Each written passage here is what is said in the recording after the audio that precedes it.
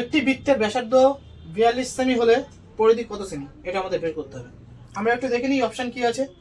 264 semi, 624 semi, 426 semi এবং 462 semi. ঠিক আছে, এই অঙ্কগুলো করার আগে আমাদের কিছু জিনিস জেনে রাখতে হয়। এই যে তোমরা ছবিটা দেখতে পাচ্ছ, এটাকে বলা হয় বৃত্ত। ঠিক আছে, আর এই যে পার্শ্ব বরাবর এই যে দাগটা আছে, এই পুরোটাকে বলা হয় হচ্ছে পরিসীমা। পরিসীমা, ঠিক আছে, পরিসীমা বা পরিধি।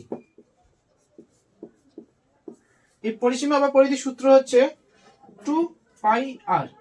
ঠিক আছে, আর একটু জিনিস তোমরা খেয়াল করে নাও, এই যে পাই, এই পায়ের মান হচ্ছে আমরা সবসময় জানি 22/7।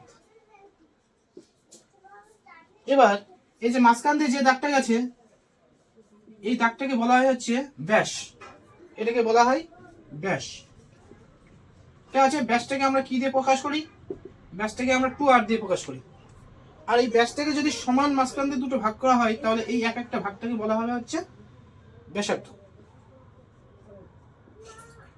এটাকে বলা হয় হচ্ছে ব্যাসার্ধ। তাহলে ব্যাসার্ধকে আমরা কি দিয়ে প্রকাশ করব? r দিয়ে প্রকাশ করব। ঠিক আছে, তাহলে বৃত্তের যদি কোনো অঙ্ক বের করতে দেয়, তাহলে আমাদের সবার আগে আমাদের বের করতে হবে r এর মান। তুমি যদি r এর মান বের করতে পারো, তাহলে তোমার এই অঙ্কগুলো করা সহজ হবে। তাহলে দেখো এখানে r ব্যাসার্ধ, ব্যাসার্ধ মানে আমাদের এই r এর মান আমাদের কত বলেছে? 42।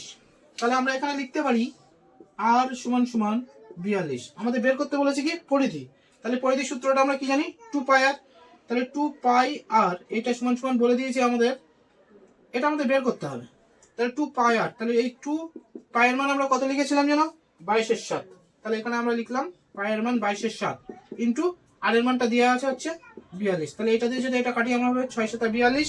তাহলে এটা গুণ করলে আমাদের কত হবে? 44। 44 গুণ 6, তাহলে 44 গুণ 6 যদি আমরা করি কত হবে? 4 4 24 এর 4 হাতে 2, 4 4 24 আর 2 26। তাহলে কত আসলো আমাদের? 264। তাহলে এখানে দেখো তো কোথায় আছে 264? এই অপশনে আছে, দেখো 264। তাহলে আমাদের অ্যান্সার কত? 264। আমার এই ভিডিওগুলো যদি আপনাদের ভালো লাগে, তাহলে অবশ্যই লাইক, কমেন্ট এবং শেয়ার করে পাশে থাকবেন। আর এরকম নিত্য নতুন ভিডিও পেতে অবশ্যই আমার YouTube channel CG combined group চ্যানেলটিকে ফলো করে পাশে থাকবেন। ধন্যবাদ।